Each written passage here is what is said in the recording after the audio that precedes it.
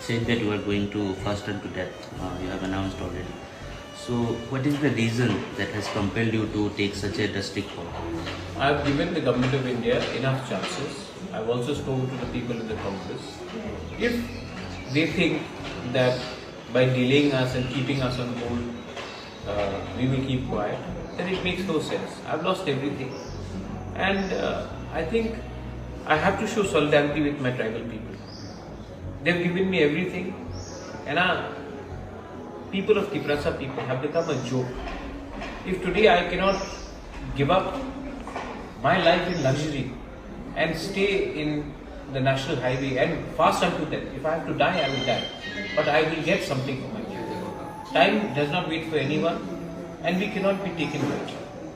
So yes, this is my way of telling the government of India, we are your children. You have spoken to everyone. You have spoken to us also. But why is there so long to take a decision? Either you want us or you don't want us. But make up your mind. Because our people are suffering and I cannot see my people suffer like this. When is your fast and press? We are going to meet, the entire party is going to meet tomorrow. And maybe in the next 2-3 days we will take up the fight. Maharaj, what exactly your demands are? Because in writing, we want a constitutional solution. And that's the reason Mr. Mishra came down.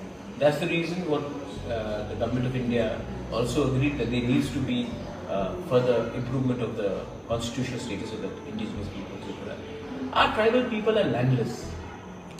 We don't have an option on which script to write our exams on.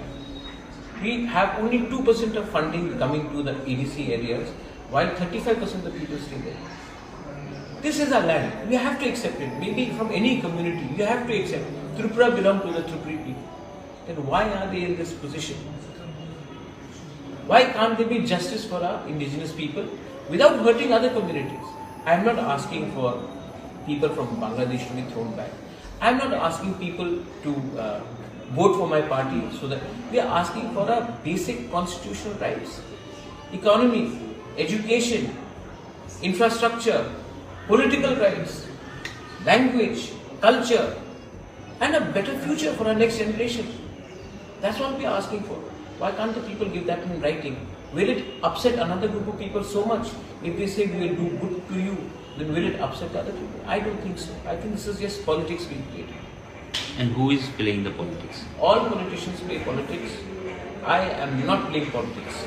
If I had to play politics, I could have done a lot of politics before the assembly election and even after. There has been no politics from our end because I know that beyond politics there is a community, and community has to always be bigger than the politics. Where are the talks get stuck? I don't know. You'll have to ask the people.